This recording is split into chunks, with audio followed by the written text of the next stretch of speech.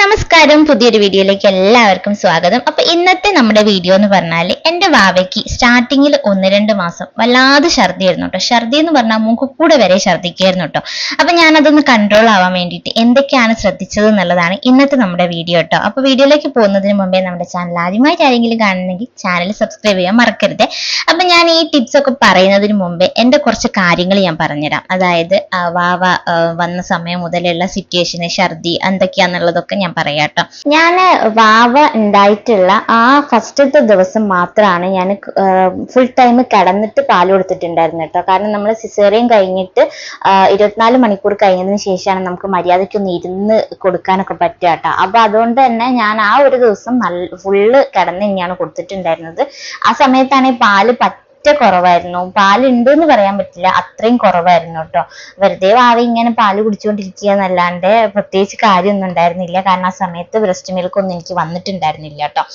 അങ്ങനെ പിന്നെ ഒരു 5 ദിവസം കഴിഞ്ഞിട്ടാണ് നമ്മൾ വീട്ടിലോട്ട് വരുന്നത്. അപ്പം ഫസ്റ്റത്തെ ദിവസം കഴിഞ്ഞിട്ടുള്ള ദിവസമൊക്കെ ഞാൻ പരമാവധി ഇരുന്ന് തന്നെയാണ് കേട്ടോ വാവയ്ക്ക് പാലെടുത്തോണ്ടിരുന്നത്. പിന്നെ ഈ സി സെക്ഷൻ കഴിഞ്ഞവർക്ക് കൂടുതൽ കിടന്ന് കൊടുക്കുന്നതായിരിക്കും കുറച്ചും കൂടെ നന്നായിരിക്കുക എന്നാണ് ഡോക്ടർ പറയുന്നത് കേട്ടിട്ടുണ്ട്. പക്ഷെ എന്തോ എനിക്ക് പേടിയാണ്, തരിപ്പിലെങ്ങാനും എന്നുള്ള പേടി കൊണ്ട് തന്നെ ഞാൻ പരമാവധി ഇരുന്ന് തന്നെയാണ് കൊടുത്തിട്ടുള്ളത്. നൈറ്റ് ആണെങ്കിലും ഡേ ആണെങ്കിലും ഒക്കെ അങ്ങനെയാണ് കൊടുത്തിട്ടുണ്ടായിരുന്നത്.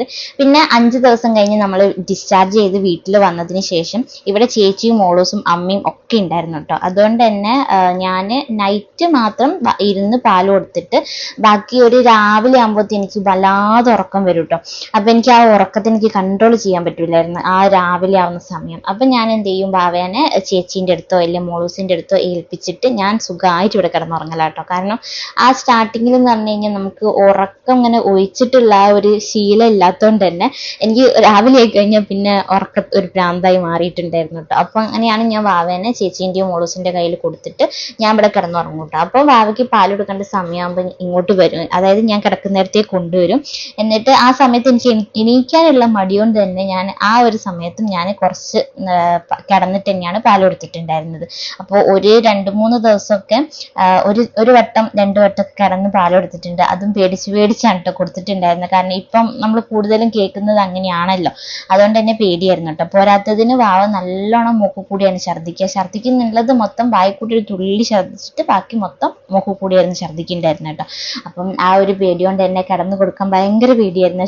അത് ഓക്കെ ആണ്, വേറെ കുഴപ്പമൊന്നുമില്ല എന്നുള്ളവരാണെങ്കിൽ കിടന്നു കൊടുത്തോളൂ കേട്ടോ. കിടക്കുന്നത് സേഫ് ആണെന്ന് തന്നെയാണ് കേട്ടിട്ടുള്ളത്. എന്നാലും എൻ്റെ ഒരു പേടി കൊണ്ടാണ് ഞാൻ കിടന്നു കൊടുക്കാതിരുന്നത്. എല്ലാവരെയും പോലെ തന്നെ എനിക്കും ഭയങ്കര പേടിയായിരുന്നു കേട്ടോ. ഹോസ്പിറ്റലിൽ ഉണ്ടായിരുന്ന സമയത്ത് നമുക്ക് എല്ലാവരും, അതായത് ഡോക്ടേഴ്സും നഴ്സുമാരും ഒക്കെ ചുറ്റിലുള്ളത് കൊണ്ട് തന്നെ എന്തെങ്കിലും ഒരു ധൈര്യമായിരുന്നു കേട്ടോ. ഹോസ്പിറ്റലിൽ നിന്ന് ഇവിടെ വന്ന അന്ന് മുതൽ ടെൻഷനായിരുന്നു. വാവയ്ക്ക് എന്തെങ്കിലും ഒന്ന് ഛർദ്ദിച്ചു കഴിഞ്ഞാൽ ടെൻഷന്, ഇക്കിട്ടെടുത്ത ടെൻഷന്, എല്ലാത്തിനും ടെൻഷനായിരുന്നു കേട്ടോ.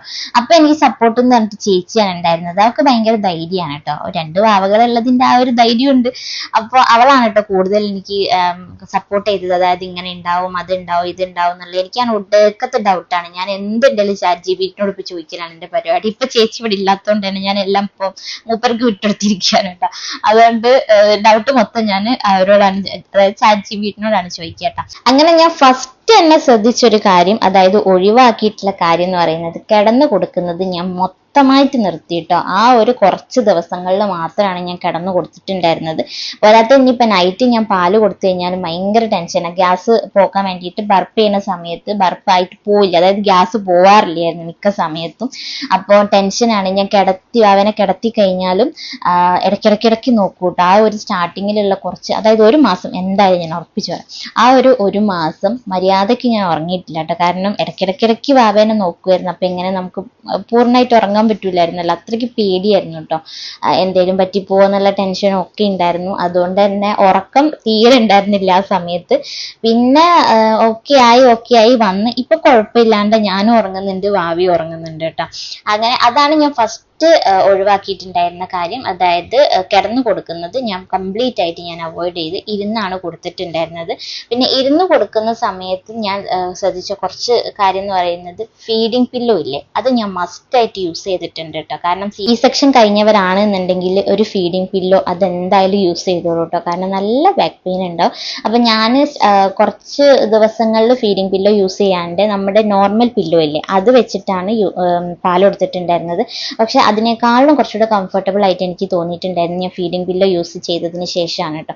അപ്പോൾ ഇതാണ് നമ്മുടെ ഫീഡിംഗ് പില്ലോ. ഞാൻ ഫീഡിംഗ് എസെൻഷ്യൽ എന്തൊക്കെയാണ് യൂസ് ചെയ്യുന്നത് എന്നുള്ളതിൻ്റെ ഒരു വീഡിയോ ആയിട്ട് ഞാൻ സെപ്പറേറ്റ് ചെയ്യാം കേട്ടോ. ഇല്ല ഇതിൽ കുറേ ലെങ്ത് ഒക്കെ ഇപ്പോൾ, അതുകൊണ്ട് ഞാൻ അത് ചെയ്യുന്നില്ല. അപ്പോൾ ഫീഡിംഗ് പില്ലോ ഞാൻ യൂസ് ചെയ്തിട്ടുണ്ടായിരുന്നു. പിന്നെ അതേപോലെ തന്നെ വേറൊരു കാര്യം കൂടെ ഞാൻ ശ്രദ്ധിച്ചതാണ് കേട്ടോ. ഹോസ്പിറ്റലിൽ ഞാൻ നിൽക്കുന്ന സമയത്ത് നമ്മുടെ 2 കൈയുള്ള ചെയറില്ലേ, അതാണെങ്കിൽ കുറച്ചും കൂടെ ഈ വാവകളുടെ തല ഇങ്ങനെ കുറച്ച് ഹൈറ്റിൽ വെക്കാൻ നല്ലതാണ് കേട്ടോ. അത് കുറച്ചുകൂടെ ഒന്ന് ഹെൽപ്പ് ആവും. അങ്ങനെ ഒരു കസേര വീട്ടിലുണ്ടാവുകയാണെന്നുണ്ടെങ്കിൽ കുറച്ചും കൂടി ഈസി ആയിരിക്കും കേട്ടോ. പിന്നെ ഞാനിവിടെ ഇങ്ങനെ കട്ടിന്റെ മുകളിൽ തന്നെ ഇങ്ങനെ ചാരിയിട്ട് ഫീഡിംഗ് പില്ലോ വെച്ചിട്ടാണ് ഞാൻ പാലെടുത്തോണ്ടിരുന്നത്. പിന്നെ ഞാൻ മെയിൻ ആയിട്ട് ശ്രദ്ധിച്ചൊരു കാര്യം എന്താന്ന് വെച്ചിട്ടുണ്ടെങ്കിൽ എപ്പോഴെപ്പോഴും വാവകൾക്ക് പാല് കൊടുക്കുന്നത് അത് കംപ്ലീറ്റ് ആയിട്ട് ഒഴിവാക്കുക കേട്ടോ. നമുക്ക് ചിലവർക്ക് ഉണ്ടാവും വാവ കരയുമ്പോഴത്തില്ല അയ്യോ വിശന്നിട്ടാണ് എന്ന്. അതല്ല, അവര് കരഞ്ഞോണ്ടിരിക്കും ചെറുപ്പത്തിൽ, എന്തായാലും ഒരു ചെറിയൊരു പ്രായം എന്തായാലും കരഞ്ഞോണ്ടിരിക്കും. അതിന് കാരണം ഈ പാല് ഇല്ലാത്തതോ വിശന്നിട്ടോ അങ്ങനെയൊന്നും അല്ല. അത് കംപ്ലീറ്റ് ആയിട്ട് ഒഴിവാക്കുക കേട്ടോ. ഞാൻ എന്താണ് ചെയ്തത് വെച്ചാൽ ഇങ്ങനെ ഹോസ്പിറ്റലിൽ പോയി ഡോക്ടറെ അടുത്ത് പോയിട്ട് ഞാൻ പറഞ്ഞു ഇങ്ങനെ വല്ലാതെ ഛർദ്ദിക്കുന്നുണ്ട്, മൂക്കുകൂടിയും പിന്നെ അതേപോലെ ഗ്യാസിന്റെ പ്രശ്നമുണ്ട് എന്ന് പറഞ്ഞപ്പോൾ ഡോക്ടർ ഫസ്റ്റ് പറഞ്ഞൊരു കാര്യം എന്താന്ന് വെച്ചിട്ടുണ്ടെങ്കിൽ ഫീഡ് എങ്ങനെയാ ചെയ്യണമെന്നാ ചോദിച്ചേട്ടോ. അപ്പൊ ഞാൻ പറഞ്ഞു സാധാരണ എല്ലാവരും ചെയ്യുമ്പോൾ തന്നെയാണ് ഫീഡ് ചെയ്തതെന്ന് പറഞ്ഞു. അപ്പോൾ ഡോക്ടർ പറഞ്ഞു എന്താന്ന് വെച്ച് കഴിഞ്ഞാൽ എത്ര ടൈമാണ് നിങ്ങൾ പാൽ കൊടുക്കുന്നതിന്റെ ഗ്യാപ്പ് എന്ന് ചോദിച്ചു. അപ്പൊ ഞാൻ പറഞ്ഞു ചിലപ്പോൾ 20 മിനിറ്റ്, അരമണിക്കൂർ ആ ഒരു സമയമാണ്. അപ്പോൾ ഡോക്ടർ എന്താ പറഞ്ഞതെന്ന് വെച്ച് കഴിഞ്ഞാൽ 1 മണിക്കൂർ മസ്റ്റ് ആയിട്ട് നിങ്ങൾ ഗ്യാപ്പ് വെക്കണം എന്നാണ് പറഞ്ഞത്. അതായത് ഒരു ബ്രസ്റ്റിലുള്ള പാല് കംപ്ലീറ്റ് ആയിട്ട് കൊടുക്കുക. എന്നിട്ട് അവർക്ക് വേണമെന്നുണ്ടെങ്കിൽ മാത്രം നമ്മൾ രണ്ടാമത്തെ ബ്രസ്റ്റ് കൊടുക്കുക. അങ്ങനെയാണ് പറഞ്ഞിട്ടുണ്ട്. അല്ലാതെ ഇങ്ങനെ ഇതിൽ കുറച്ച് കൊടുത്തിട്ട് പിന്നെ രണ്ടാമത് ഇതിൽ കുറക്കുക അങ്ങനെ കൊടുക്കാതെ ഒരു ബ്രസ്റ്റിൽ കംപ്ലീറ്റ് ആയിട്ട് അവർ കുടിച്ച് അവർ ഓക്കെ ആണെന്നുണ്ടെങ്കിൽ പിന്നെ രണ്ടാമത്തെ ബ്രസ്റ്റിലേക്ക് പോകരുത്. അവർക്ക് വേണമെന്നുണ്ടെങ്കിൽ മാത്രം രണ്ടാമത്തെ ബ്രസ്റ്റ് പോവാം. പാല് കൊടുത്തു കഴിഞ്ഞിട്ട് എന്തായാലും 1 മണിക്കൂർ ഗ്യാപ്പ് ഇടുക കേട്ടോ. അതാണ് ഞാൻ രണ്ടാമത് ശ്രദ്ധിച്ചൊരു കാര്യം. പിന്നെ മൂന്നാമത് ഞാൻ ശ്രദ്ധിച്ചത് എന്താന്ന് വെച്ചിട്ടുണ്ടെങ്കിൽ ഞാനൊരു ബെഡ് പോലെ ഉണ്ടാക്കിയിട്ടുണ്ട് കേട്ടോ. ഞാൻ അത് വീഡിയോ ഞാൻ ഇവിടെ കൊടുക്കാം കേട്ടോ, അതെങ്ങനെയാണ് ഉണ്ടാക്കുന്നത് എന്നുള്ളത്. അതും നല്ല യൂസ്ഫുൾ ആയിട്ടുള്ളൊരു കാര്യമാണ്. അതും ഞാൻ ശ്രദ്ധിച്ചിട്ടുണ്ട്. നമുക്ക് സിമ്പിളായിട്ട് ബെഡ് ഉണ്ടാക്കാൻ പറ്റും കേട്ടോ. അതിന് നമുക്ക് വേണ്ടത് കുറച്ച് നീളവും കുറച്ച് കട്ടിയുള്ള ഒരു ബ്ലാങ്കറ്റ് എടുക്കുക. എന്നിട്ട് ഞാൻ ഈ വീഡിയോയിൽ കാണിക്കുന്നത് പോലെ ചെയ്താൽ മതിയിട്ട്. ഞാൻ പറയുന്നതിനേക്കാളും കുറച്ചും കൂടെ നിങ്ങൾക്ക് ഈസി ഉണ്ടാവുക ഇത് കാണുമ്പോഴായിരിക്കും കേട്ടോ.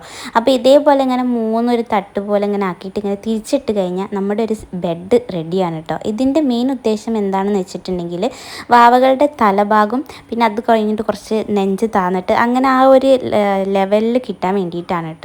അത് നമുക്ക് പില്ലോ വെക്കാം, പക്ഷെ പില്ലോ വെച്ചിട്ടുണ്ടെങ്കിൽ അവരുടെ കഴുത്ത് ഇങ്ങനെ താന്നിരിക്കുന്നതുകൊണ്ട് ശ്വാസം മുട്ടാൻ ചാൻസ് കൂടുതലാണ് കേട്ടോ. അതുകൊണ്ടാണ് ഇങ്ങനെ ഒന്ന് ചെയ്യുന്നത്. പിന്നെ ഇപ്പോൾ വാവയ്ക്ക് ഹൈറ്റ് കൂടിയതുകൊണ്ട് തന്നെ ആ 3ാമത്തെ തട്ടില്ലേ അതെനിക്ക് സെറ്റ് ചെയ്യാൻ പറ്റുന്നില്ല കേട്ടോ. കാരണം കാല് പുറത്തേക്ക് വരുന്നുണ്ടായിരുന്നു. അപ്പം ഞാൻ ഇതേപോലത്തെ നമ്മുടെ വുഡൻ ടവലില്ലേ കുറച്ച് കട്ടിയില്ല അതിങ്ങനെ മടക്കിയിട്ട് താഴെ വെക്കലാണ് കേട്ടോ. പിന്നെ നിങ്ങൾ ഇങ്ങനത്തെ ഒരു മൊസ്കിറ്റോ നെറ്റ് വാങ്ങുകയാണ് കുറച്ചും കൂടി ഈസി ആയിരിക്കും കേട്ടോ. എപ്പോഴെങ്കിലും തരിപ്പ് പോവുകയാണെങ്കിൽ പെട്ടെന്ന് നമുക്ക് ഇത് മാറ്റാൻ എളുപ്പമാണ് കേട്ടോ.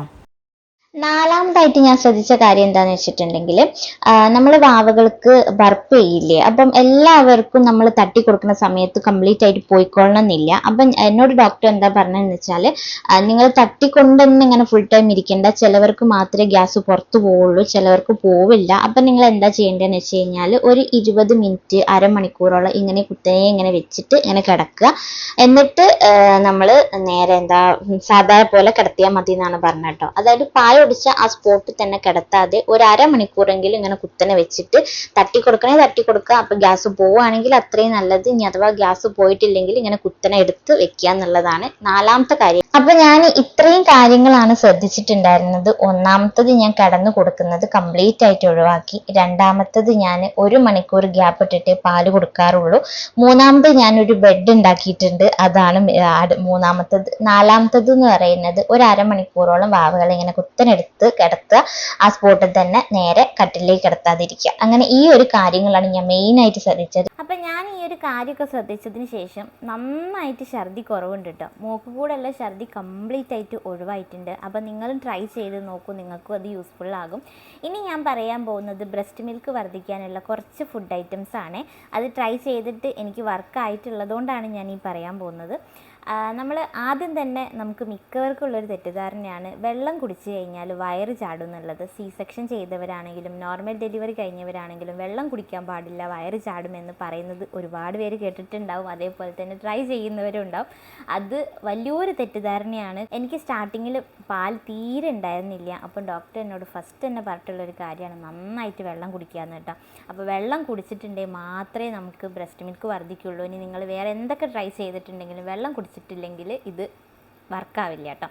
അപ്പോൾ രണ്ടാമത്തെ ഫുഡ് ഐറ്റംസ് എന്ന് പറയുന്നത് നമ്മുടെ ഈ ജീരകക്കഞ്ഞി ഉണ്ടാക്കുക കേട്ടോ. ജീരകവും കുറച്ച് അരിയൊക്കെ ഇട്ടിട്ട് കഞ്ഞി ഉണ്ടാക്കുക. അതിലേക്ക് കുറച്ച് തേങ്ങാപ്പാലും കുറച്ച് തേങ്ങയും ഇട്ടിട്ട് അങ്ങനെ കുടിക്കുന്നത് നല്ലതാണ്. അതേപോലെ തന്നെ ഉലുവയില്ലേ, ഉലുവയും ഇതേപോലെ തന്നെ തേങ്ങാപ്പാൽ, തേങ്ങ ഇതൊക്കെ ഇട്ടിട്ട് കഞ്ഞി ഉണ്ടാക്കി കുടിക്കുകയാണെങ്കിൽ അതും നല്ലതാണ് കേട്ടോ.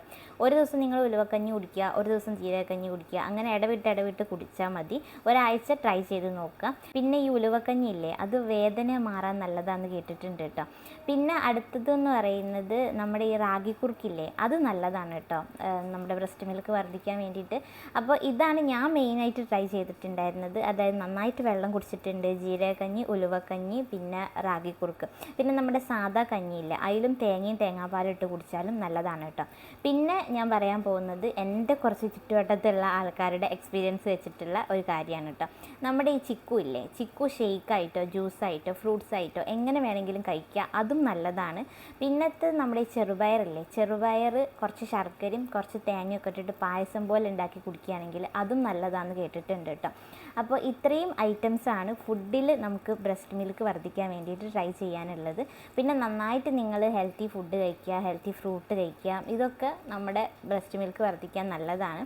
പിന്നെ ഞാനിനി ഈ ഫുഡ് ഐറ്റംസ് അല്ലാതെ വേറൊരു കാര്യം ഞാൻ ചെയ്തിട്ട് എനിക്ക് വർക്കായിട്ടുള്ളതാണ്. നമ്മൾ ഈ നൈറ്റ് ഫീഡില്ലേ, അത് നല്ല ഹെൽപ്പാണ് കേട്ടോ നമ്മുടെ ബ്രസ്റ്റ് മിൽക്ക് വർദ്ധിക്കാൻ വേണ്ടിയിട്ട്. ഡെയിലി നമ്മൾ ഫീഡ് ചെയ്യുന്നതിനേക്കാളും നൈറ്റ് ഫീഡ് ചെയ്യുകയാണെങ്കിൽ ബ്രസ്റ്റ് മിൽക്ക് കുറച്ച് നല്ല ഫാസ്റ്റായിട്ട് വർദ്ധിക്കുന്നതാണ് കേട്ടോ. അപ്പോൾ ഇത്രയും കാര്യങ്ങൾ ശ്രദ്ധിച്ചാൽ തന്നെ നമുക്ക് ഒരു വിധമൊക്കെ നമുക്ക് ഈ ഒരു പ്രശ്നം പരിഹരിക്കാൻ പറ്റും. ഇതിലും കൂടുതൽ നിങ്ങൾക്ക് ട്രൈ ചെയ്തിട്ടും ഒന്നും വർക്കാവില്ല എന്നുണ്ടെങ്കിൽ പിന്നെ നിങ്ങൾ ഡോക്ടറെ കാണിക്കുന്നതായിരിക്കും കുറച്ചുകൂടെ നന്നാവുക. നമുക്ക് മെഡിസിനും കാര്യങ്ങളൊക്കെ തരുന്നതായിരിക്കും കേട്ടോ. അപ്പോൾ ഇന്നത്തേക്ക് ഇത്രയേ ഉള്ളൂ. വീഡിയോ ഇഷ്ടപ്പെട്ട വീഡിയോയ്ക്ക് ലൈക്ക് ചെയ്യുക, ഷെയർ ചെയ്യുക, സബ്സ്ക്രൈബ് ചെയ്യുക. അടുത്ത നല്ലൊരു യൂസ്ഫുൾ വീഡിയോ ആയിട്ട് നമുക്ക് വീണ്ടും കാണാം. അതുവരേക്കും ടാറ്റ, ബൈ ബൈ.